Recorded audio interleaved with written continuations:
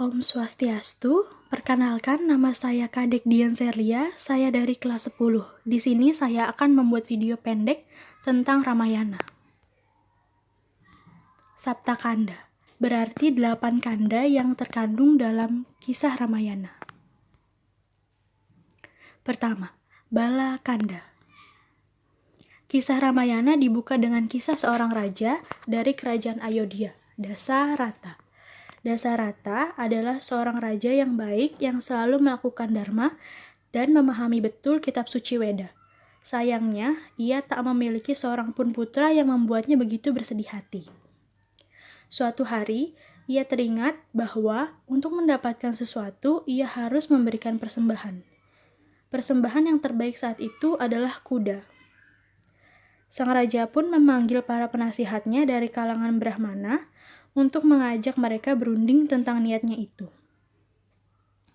Para Brahmana menyambut baik dan memberikan saran mereka tentang apa yang sebaiknya raja itu lakukan supaya upacara persembahannya berlangsung dengan sempurna. Dengan bantuan Risyaringa, seorang Brahmana suci, upacara persembahan pun berlangsung dengan sempurna.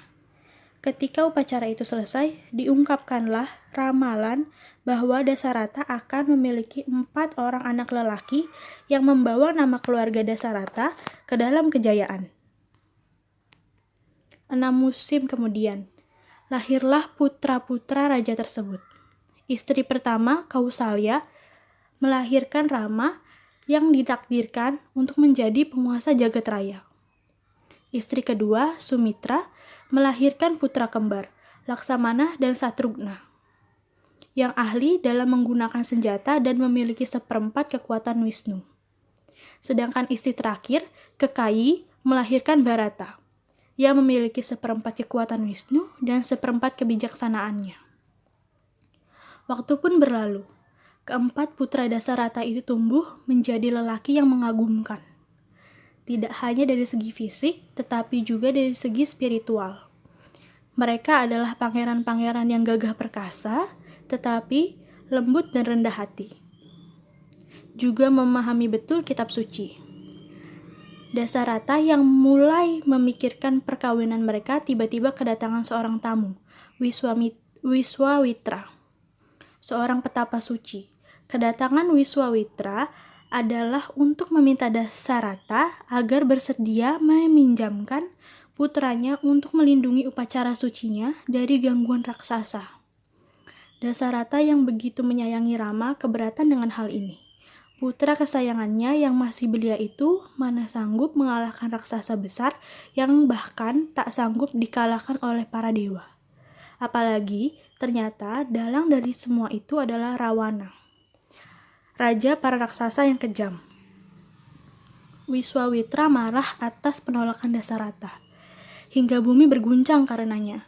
Dasarata akhirnya disadarkan oleh penasihatnya, Wasista, akan masuk dari Wiswamitra sebenarnya. Wiswamitra bukan ingin mencelakakan Rama, tetapi justru ingin menunjukkan kepada dunia siapa Rama sebenarnya.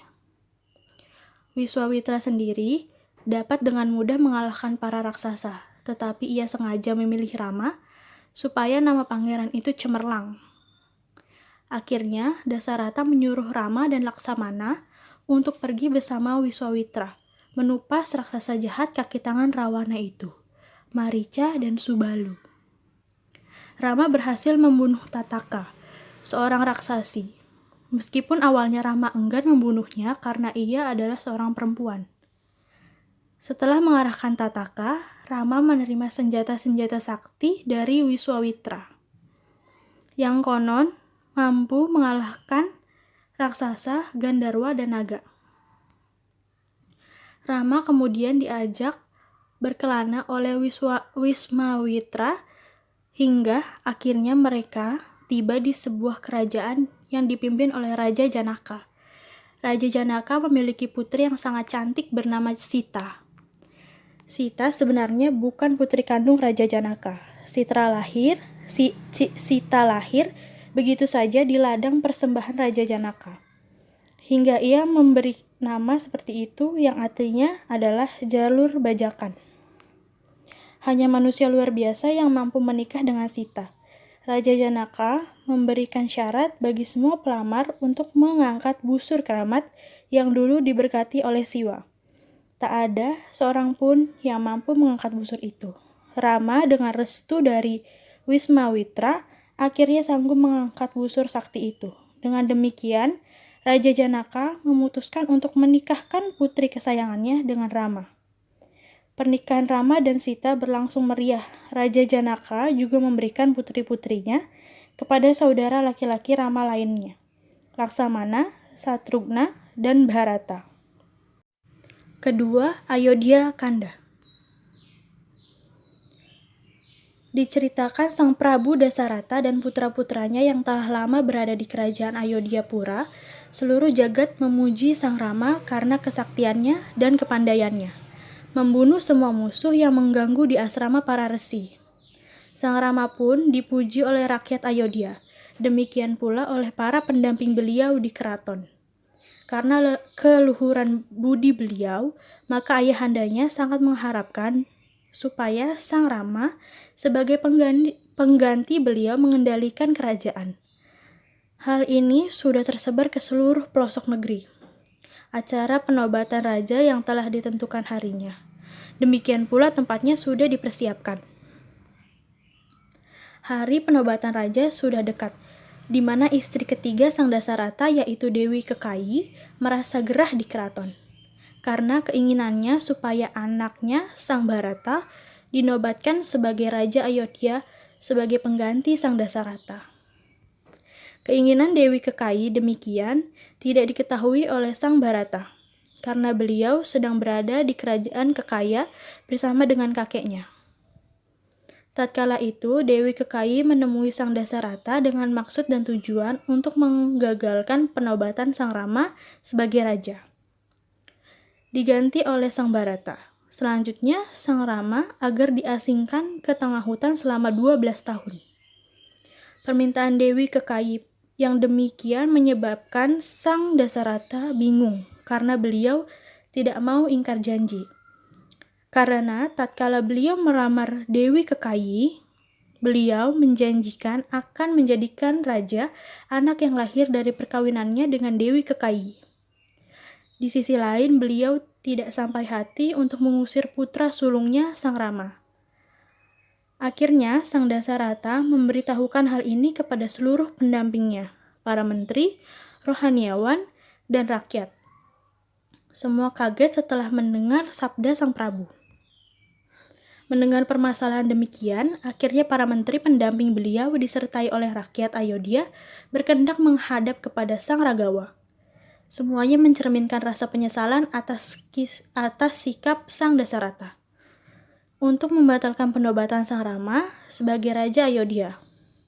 Sang Dasarata lebih memilih permintaan sang istri Dewi Kekayi yang sangat jelas serakah atas kedudukan. Beliau sangat tunduk dengan seluruh perkataan istri.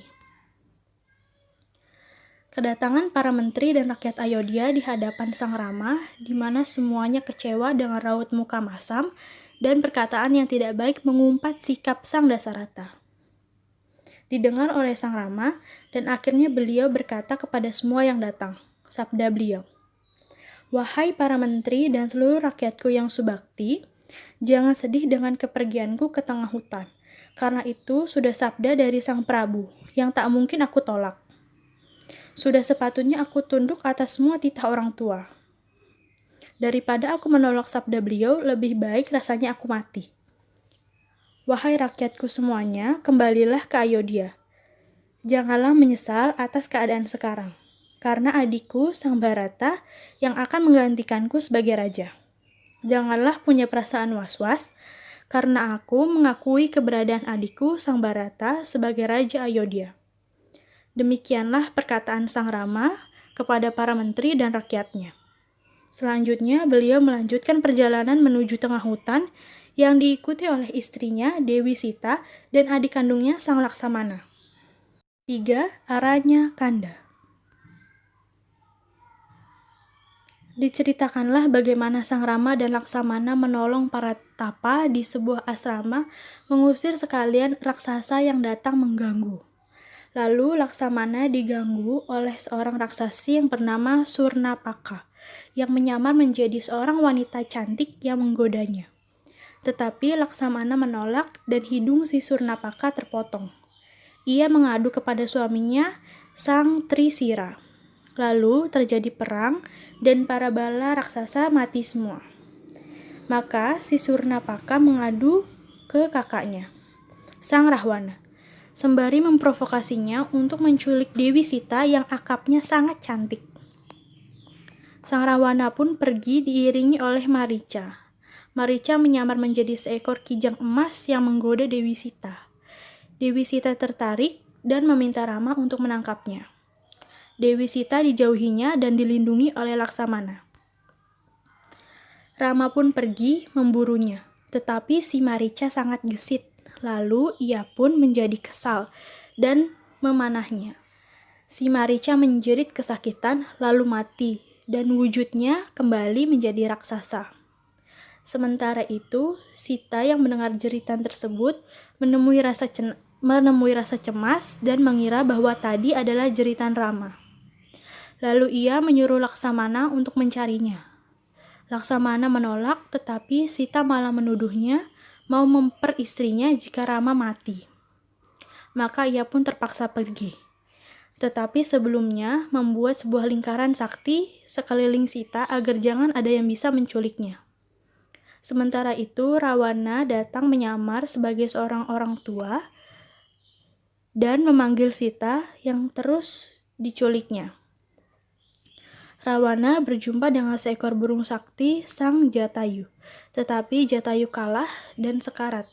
Laksamana yang sudah menemukan Rama menjumpai Jatayu yang mengisahkan tuturannya sebelum ia mati. Demikian cerita yang dapat saya sampaikan, kanda 1-3 dari cerita Ramayana. Kurang lebihnya mohon maaf, apabila terjadi kesalahan pengucapan, saya mohon maaf. Terima kasih. Om Santi Santi Santi Om.